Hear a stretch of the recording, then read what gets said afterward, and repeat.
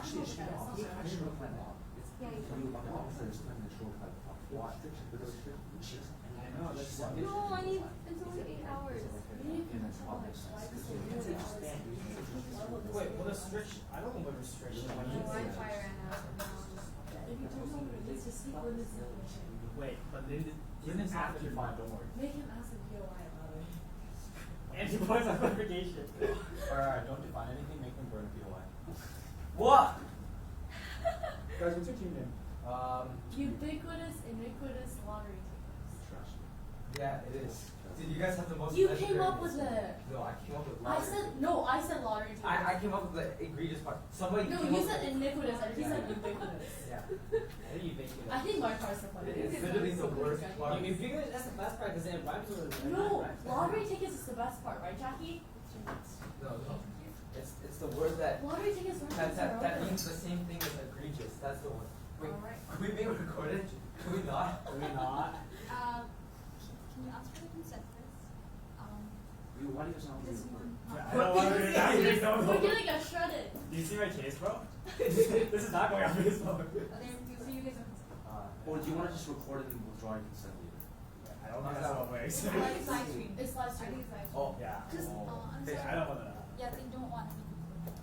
So maybe Oh wait, actually, I don't care that Yeah, much. me too. Yeah, I Okay, don't read this Wait, out. Wait, Where Okay. Alright. So everyone consents? Oh, no, wait, no, I don't You want guys to. don't, it's fine. You don't have to avoid the consenting. I don't want to. My name is MTG. Yeah, I don't- I don't consent. He's Prime Minister, right? I'm Prime Minister. Just Prime Minister and deputy. first speaker doesn't want. Wait, me too. Wait, if my entire bench do it, me neither. Oh, it's just a. Who is this? Okay, who does not consent? This bench. Okay. I thought you got. They Okay. can't, they don't want to be Wait, the recorded. live stream's gonna be opposition speaking. Yes. But Okay, only, look, you're you're okay with POIs. only that side? Oh no. Are you three okay with it? Yeah? Alright. What? Can we So, tell like they will people record to your ask us speeches, alright? They will record this. Okay.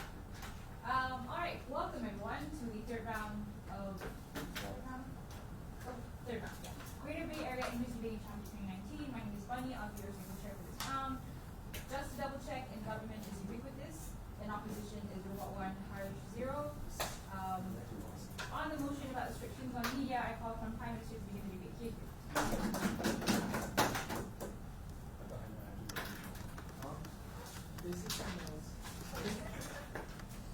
This is so sad. Did I just leave?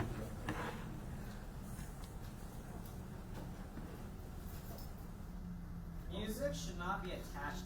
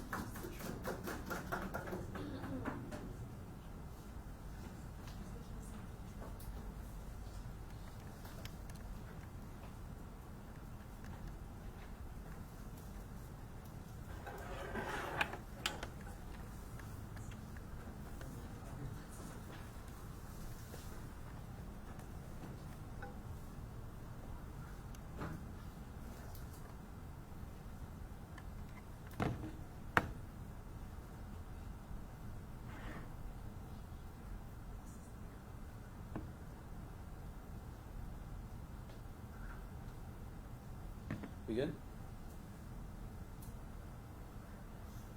It is true that on the surface level, the music of famous musicians is separated from the personality itself.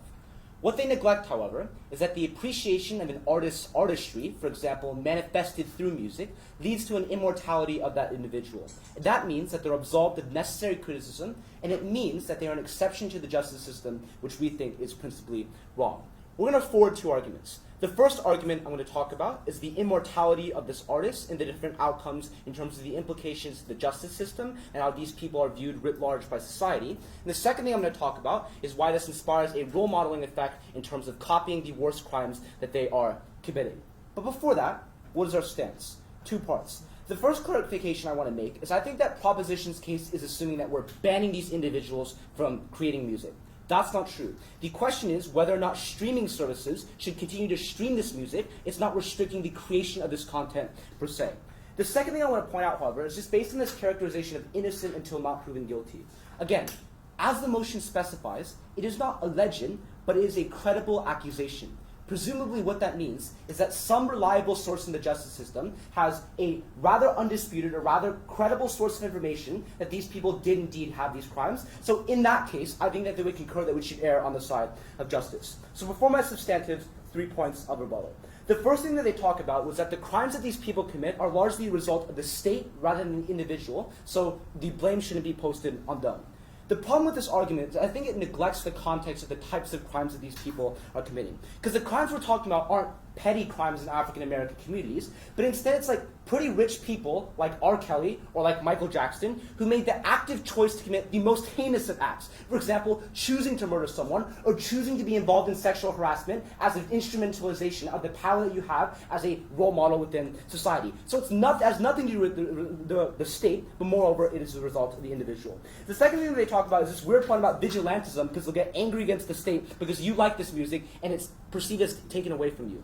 The issue with this is that, that's an argument for just not jailing anyone, because minorities will always be angry at the state for arresting them. The point is we should still prioritize notions of justice. The final point of rebuttal that I want to provide is this idea of fake accusations and on this legal principle of innocent before proven guilty.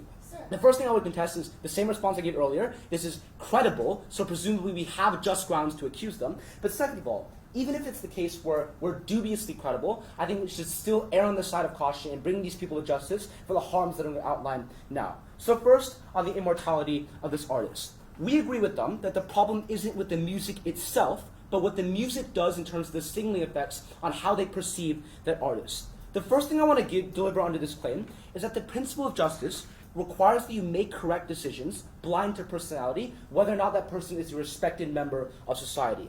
Why is that harmed? I would point out that musicians and the art that they release create cults of personality, which are separated from the content of that music, but the enjoyment that you get from that artistry means that you appreciate and come to idolize that person. Like many fangirls of Ariana Grande, I listen to her music, I like that, which means I tend to imitate her different fashion trends. What that shows then is that these people are often fanatics, and as a result of the music consumed, they are more likely going to idolize these individuals. And when when convicted of these crimes, these people often seem heroic. For example, Chris Brown's undisputable beating of his wife Rihanna is an undisputable crime, but it still led people to criticize the decision towards the legal system and to doubt that decision. We changed that on our side of the house because we reduced the amount of people that can listen to that music to appreciate that person's artistry, and we reduced the risk of that specific artist being immortalized for the consumption of music. Before that, yeah, sure, I'll take your point. Here's the thing though, if an artist has a huge fan base before they are accused of committing the crime, these fans will likely try to protect this artist anyway. So how do you have a big impact on your side? Okay, it's true that in our worst case, people might try to protect the artist, but we're minimizing the number of people exposed to that artist. And I will also point out that when you can't listen to that person's music anymore, you're more likely going to shift to other idols because you can't consume this person's music anymore, because music streaming services and radio services don't play that media anymore. So, what are the outcomes towards this immorality? The first thing I want to point out is that I think this dissolves rap artists, not just rap artists, any artists, of the criticism necessary. So, when Meek Mill is incredibly heroic to you because it gave you entertainment and his different fashion trends and behavior had a huge influence on you, precisely the same impacts of fanaticism exist on our side of the house. What that means then is when you continue to listen to this person's music and continue to consume that media, the idolization effect amplifies, which means that you're likely going to challenge the justice system and the decisions that it makes. For example, see the Free Meek Mill movement when he was dubiously, unjustly released from jail, even though he directly committed heinous crimes like assault. The second thing that I think this does, and this is incredibly bad, is it makes these people immune to any criticism. When you think of this from the perspective of the victim, for example, someone that was abused by a famous rap star, you know that there's no point in reporting because you're already facing a lost legal battle. Because you know you'll lose. Because you know that when you're facing a really famous rapper, like Chance the Rapper, for instance, and that the continued release and idolization of his music means that people are always going to fight against that crime, the prospect of you creating a massive public trial and the backlash against you, and the fact that you realize that this person is likely going to be released from jail is incredibly harmful. So it means that these people are completely immune to the consequences of their crime, and it perpetuates that as well. The third implication is you're more likely going to have repeat offenses. Given that I just told you about immunity to crime, that you know that the justice system is unlikely going to punish you, what happens as a result then is you can continue to commit these crimes again because the public perception will likely continue to help you. What amplifies this as well is I would point out that people involved in the legal process, for example jurors, cannot be isolated from social criticism or the different social context of that time. If I'm a jury, and I know that most people within the public do support Meek Mill, I'm likely going to rule in a way that favors the criminal, so that actively harms the justice system as well. So overall on these outcomes, we think this massively distorts the outcomes of the justice system, which is ultimately bad. Second of all, on the role modeling effect. I've just proven to you that in the cases where the lyrics and the content of the music doesn't directly inspire crime, that is harmful. But in most cases, I'm going to talk to you why this role modeling effect in terms of what the music of this content, the content of this music actually holds is ultimately bad. The consumers of music, especially of idolized artists in the status quo, are likely going to sympathize with the crimes of the artist. Because you like that person so much, what's going to happen is that you're going to rationalize the criminal's actions. For example, after what happened with Chris Brown, they tried to rationalize different decisions as to why Rihanna was being unfair to him, and rationalize why abuse was going to be okay. What that means then is a couple of things. The first thing I think that's ultimately bad is that you're more likely going to inspire other crimes. Given that rationalization process, when you look retrospectively back at a crime and you try to decide why your hero did that, you're more likely going to come up with a justification for yourself. Why you think certain crimes like sexual assault were just given the circumstances of that crime in the first place. So the immortality means that not only the perpetrator is going to commit crimes, but also that you'll get repeat and copycat crimes of the same nature from victims and fans as well. The second thing I want to talk about is that these people are likely going to rap about the conditions of their crime as well. It is true, you might not be able to release music from prison, but once you get out of prison, you can rap about the conditions of prison. For example, Chance the Rapper, after being arrested for harassment, often wrote rap music about the angry conditions that happen in prison. What that meant was extreme anger towards the state. We don't think that should happen. Because the anger that happened inspired large distrust towards the institutions of justice based on the visceral content of that, and the fact that when you listen to music, it isn't a rational assessment of whether or not those lyrics are true, but a very emotional engagement with that. And because you love that person so much, you're more likely going to sympathize with those abhorrent views. So, because this ultimately creates a role modeling effect, and because it distorts justice, we're so proud to oppose. Thank you.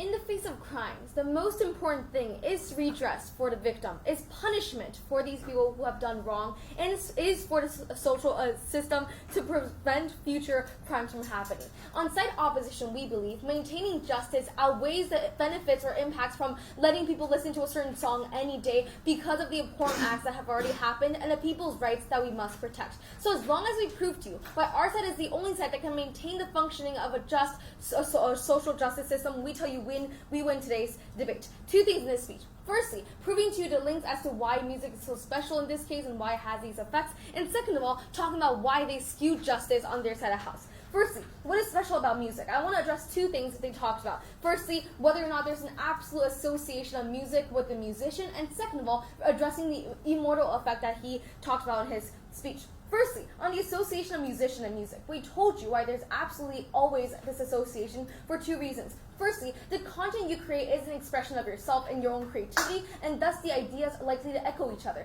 But second of all, we tell you, there is this idolization effect no matter what type of content that you create on your side of house, which we got no response from. The main logic of this is basically saying the artistic expression is something that evokes so much emotional response and can trigger you so many emotions that you're likely to irrationally have this passion or like for a certain idol or individual who created music that you resound with or resonate with. We think this is why there are fandoms that are so powerful of musicians and artists that are incomparable to those who have, like, for instance, idols in other fields and things like that. We think music is a specific category that can evoke so much irrational love or passion for a certain person that we think this is special about music, and that is why it evokes this type of response from the people, and that is why people always associate the music of someone and the artist, him or herself. Second of all, the immortality effect that they talk about how we're going to glorify these idols on our side of house because we ban the music. The difference between two worlds is that on their side of house, their music is constantly being replayed, and people are reminded of the values of these artists, and we keep the artist relevant as long as his music is still circulating in the charts, and that is why people continue to reaffirm their previously existing idea that this artist has value, this artist is very talented, this artist is a good addition to society in general. Whereas on our side of house, the reality of entertainment will make this artist fade away. Why? Because they're constantly new information bombarded at you of companies trying to entertain you and make money from that. So we tell you that when you're bombarded with new entertainment, new information, you're not going to dwell on the past. You're going to seek things to distract yourself, to have fun from, and that is why we tell you the charts on Spotify always shifts and the new things are coming up because people are constantly looking for this new type of entertainment, and that is why we tell you if this music is not available to you for long enough, the new bombarding of information will keep you distracted and you will think about other things instead of this music. We think this is when idols who were previously done like evil acts will slowly fade away from society, and will minimize our idolization effect on them because we won't be reminded of that. Sure, before moving on, Justin, yeah. Wait, assuming what you're saying is true, right? And the fact that like charts are always shifting because of like popularity and like the distraction of entertainment,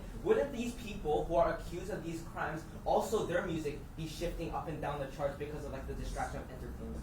Wait, I'm confused. So, yeah, either way it's going to be shifting up and down, but assuming that they said it's good music, it has value, and people appreciate it, it's probably going to be appreciated and listened to, and it's going to circulate charts, it's going to appear on top sometimes, and people who follow trends of, like, peer pressure, whatever, they're going to go listen to it, and it might attract new fans even on their side of house, or just let people reaffirm there's value in this artist. On our side of house, when it just disappears from Spotify charts, or disappears from the radio, it's the safest option where we don't attract new fans, and we don't make people reaffirm their idea. It's still better on our side of house regarding how we view these artists. Now moving on to justice, right? I want to talk about a few things. Firstly, I want to talk about giving these criminals sentences that are actually proportional and making sure we do punish them. Because following their logic, right, we totally agree. You're innocent until proven guilty, which means when you're accused, the best thing possible is for us to discover the truth. It's for us to judge the reality of what actually happened and assign punishment fairly to these people who do deserve punishment, regardless of what the outcome is supposed to be. The thing with music is as long as it's in the market, it's going to skew results of these court trials. It's going to skew the outcome of punishment, and that is why we disagree with the fact that this should be circulating the charts. It's going to skew punishment and acquit criminals for two reasons.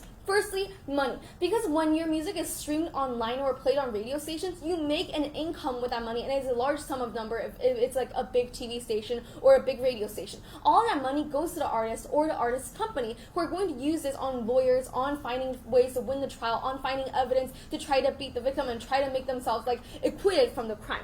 We think there's already a power asymmetry that exists in status quo, where artists have money, artists have wealth, have fame, have connections, whereas the victims are sometimes usually nobodies journalists who can't defend themselves, when you give them another medium to continuously make money with their music, that is when they have even more resources to try to win this trial unfairly and make sure they're acquitted. This money can also be used in the form of hush money, which means you give the money directly to the victim to tell them to shut up, to maintain your own reputation and make sure you get out of prison and don't have to go through the sentencing. And because there's already a power asymmetry, the victim will usually take this because there's really no other option and they know they're going to lose the trial if they go to court. So we tell you that when this power asymmetry exists, the money that's going through all this streaming and all this will make it that the results and the punishment will be even more unfair. We think this is like when Michael Jackson's company basically used all the income that still comes from his music to actually sue his documentary called Leaving Neverland that actually exposed the fact that he was accused of many, many crimes. We think if they make enough money, they will be able to make a difference in the Supreme Court, whatever, and to make sure that Michael Jackson doesn't get punished for what he actually did, and that is unfair and not redress for victims. But second of all, about perception, right? Because we told you when you're constantly reaffirming this like value of this artist, that is when this type of subconscious are going to influence how you treat this criminal in court. We think the best example is actually in K-pop itself, when people are actually skipping drafts by bribing officials and getting out of this type of service, but people usually try to justify that by saying, well, they're contributing to our society in a cultural way. It's okay, we can just let them do it because they're still contributing to society and they're very important. Their music is very important. But this is just a form of rationalization that stems from a basis that people are appreciating the value of this artist and constantly reminded of the greatness and beauty of the music, and that is skewing their judgment on what the artist truly needs. It's blurring the lines of what is right and what is wrong. It's making us enter into the gray area where we don't really follow and enforce legal procedures. We think that is bad because that is skewing justice in favor of those who are wealthy, powerful, and that is against the favor of the victims who basically did nothing but are unfairly treated. Second of all, we think we prevent future crimes on our side of the house as well. We already told you on Lyndon's speech when we told you about how this power asymmetry and how people can just use this money to shut victims up will make them think that there's no point in going to trial or going to court,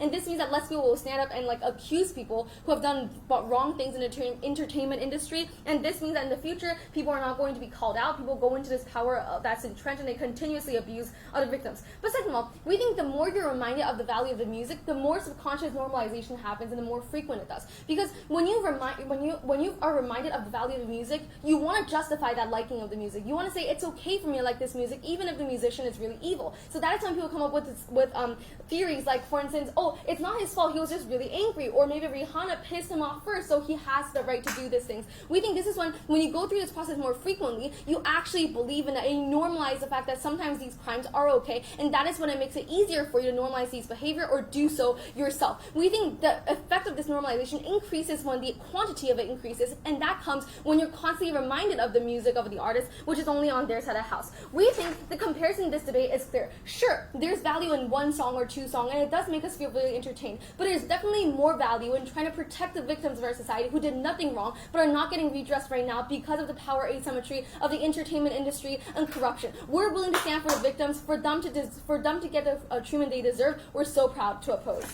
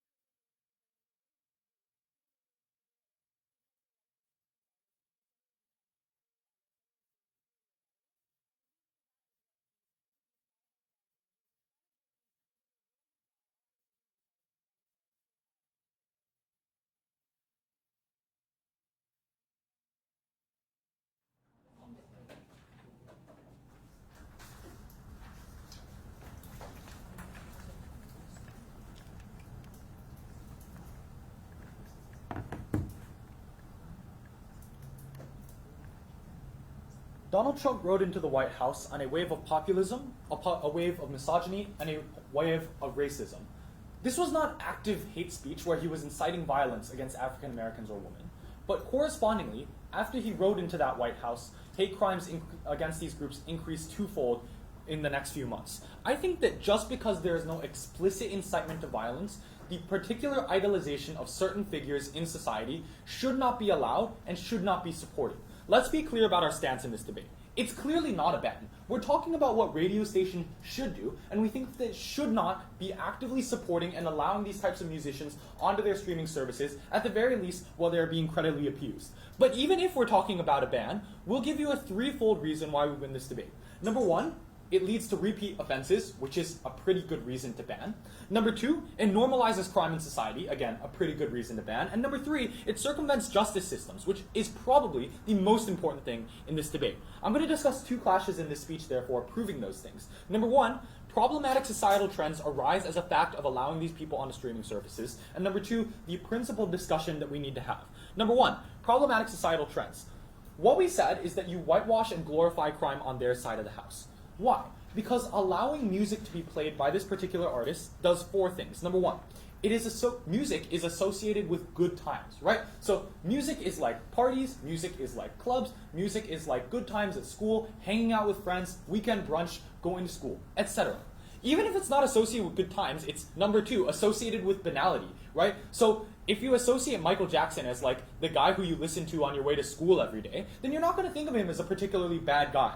Number three, these artists are allowed to paint themselves in a positive light. I don't know that many artists who actively, in their songs, try to paint themselves in a negative light. Rather, they try to justify their actions. They try to make themselves seem like good people who have it all, who are on top of the world and making the best decisions possible. And number four, it leads to a role modeling effect, right? Even if you're, I think that in many cases, people role model off of certain individuals, especially these pop stars. They really look up to them, they want to be like them, they have posters of them, they have pictures of them, and they want to be like that individual. But even if it's not about that individual, these types of stars often promote a particular lifestyle through their music that people want to follow.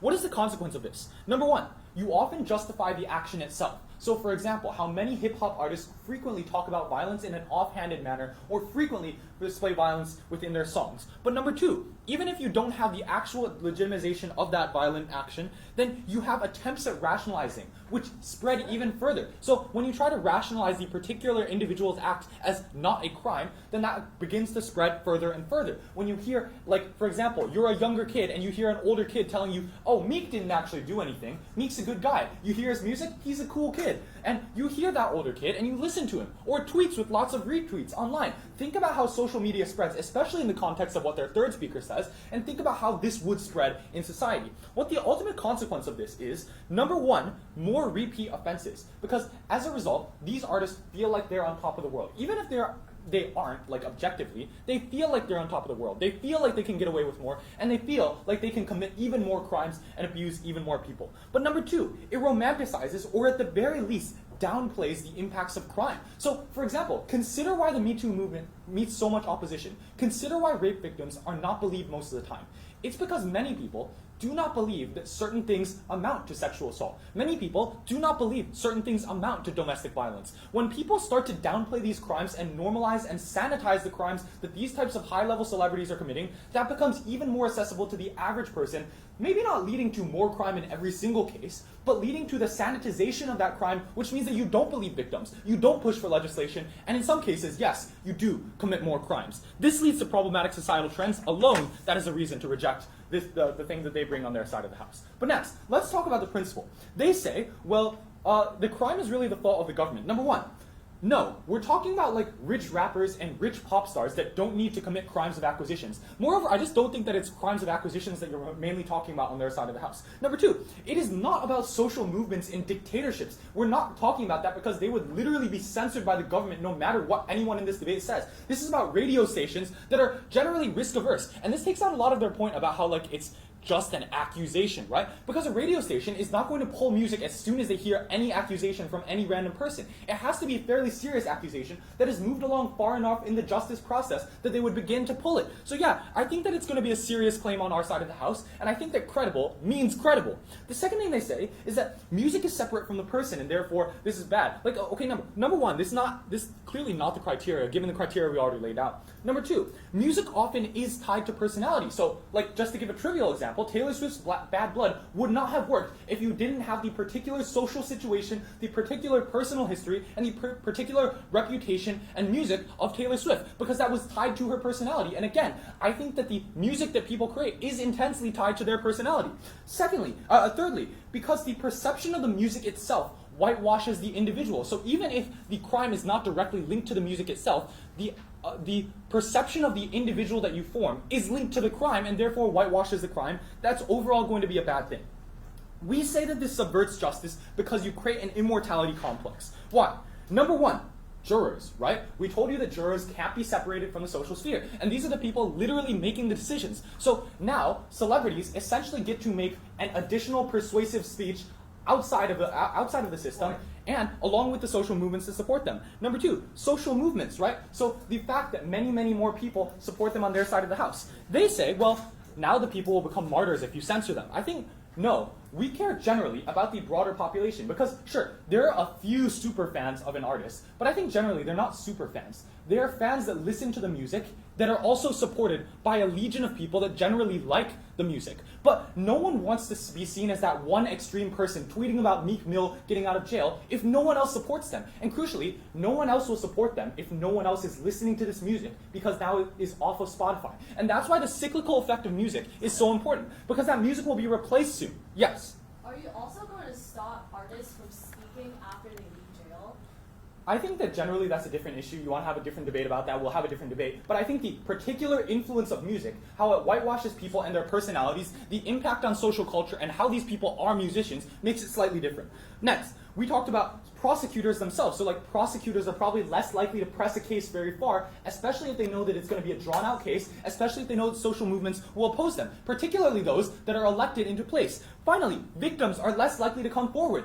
Even if it feels like, even if technically they do have justice on their side of the house, they feel unsafe. They feel like there are many people online that will call them out and lambast them for lying. They feel like the people around them do not support them. They hear this person's music on the radio. These victims will never come forward on their side of the house. Incredibly important. Not to mention the money. That is perhaps the most important influence that these people have, because now more money is going to them from the streaming services, right? So that is used for hushes. That is used for good lawyers. That is used for prolonged lawsuits. So for example, after Leaving Neverland came out, HBO, which was representing Michael Jackson's estate, went on and sued the people that created that documentary. So what this means is that you're never going to get justice or accusations on their side of the house because of the massive amount of money that Michael Jackson's estate has. Ultimately, therefore, I think that justice for victims is far more important than the potential loss of a few weeks on the radio for an artist. We're not declaring them guilty. Really, if anything, it's an analogy to being detained before you are tried. I think that you're just preventing them from creating more harm and subverting the justice system. Therefore, because we uphold justice, because we prevent further crime, very proud to oppose.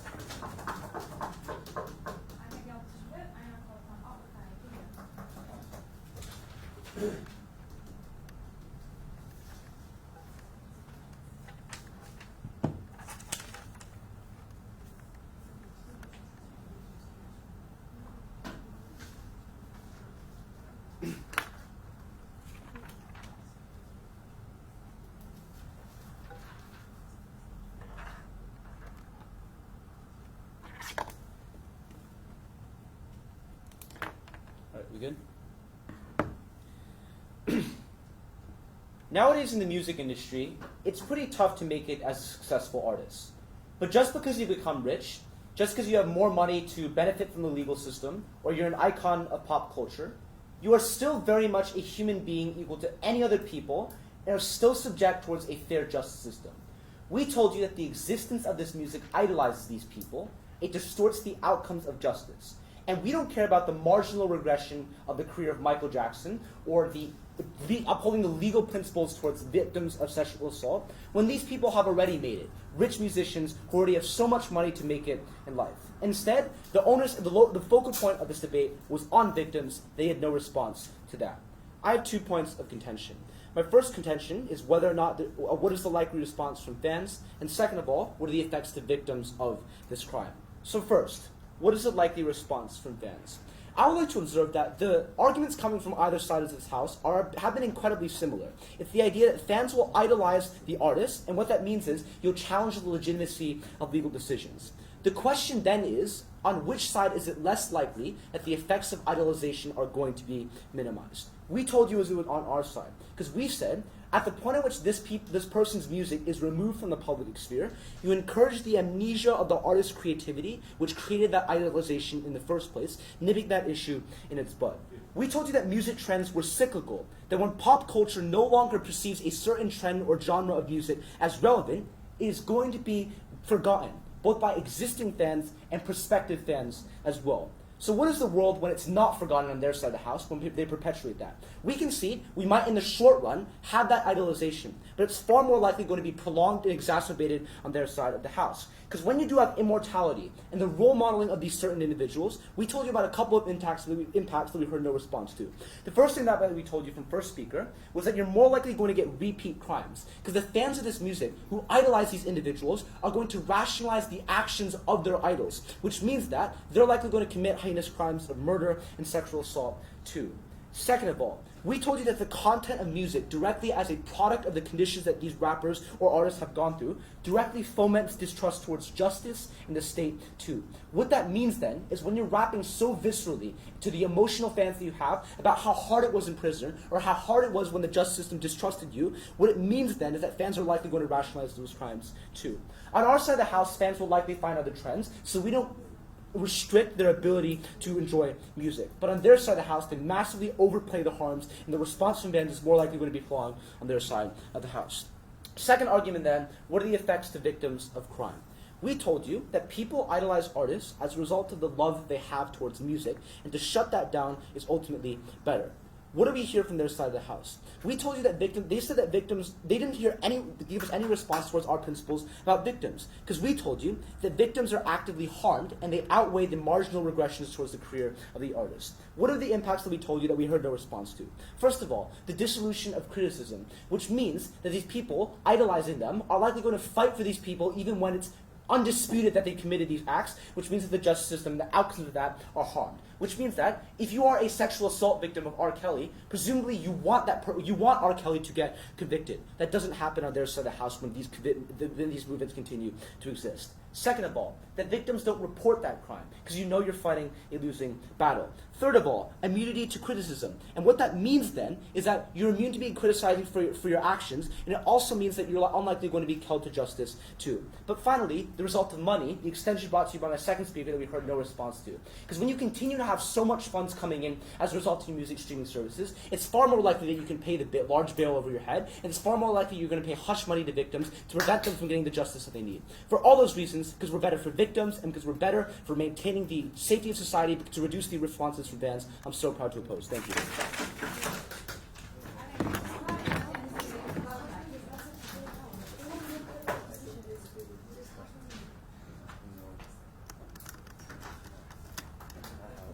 Oh.